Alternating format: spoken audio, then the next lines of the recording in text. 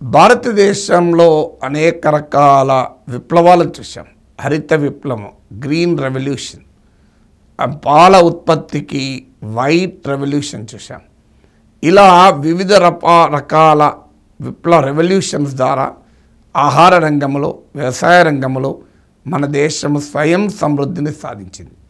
ఇటీవల బాగా వినబడుతున్న పేరు బ్లూ రెవల్యూషన్, నీలి విప్లవం.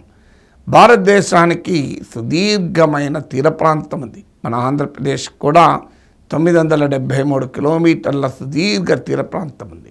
తీర ప్రాంతము అనేక రకాల ఆర్థిక అవకాశాలను ఇస్తుంది.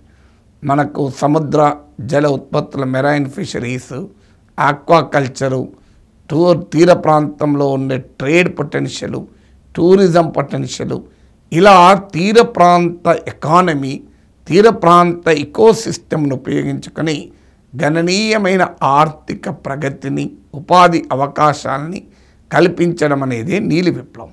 ఇటీవల మన ప్రధానమంత్రి కూడా చిలకలూరుపేట సభలో కూడా తమ ప్రభుత్వం నీలి విప్లవానికి ప్రాధాన్యతనిస్తోంది అని పేర్కొన్నారు.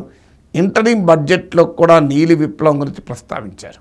అసలు నీలి విప్లవం అంటే ఏమిటి, దీనికి ఉన్న పొటెన్షియల్ ఏంటి, మన దేశంలో ప్రభుత్వము ఏ రకమైనటువంటి ఆలోచన నీలి విప్లవ విషయంలో ప్రవేశపెడుతోంది అనే అంశాలను ఇప్పుడు చూద్దాం.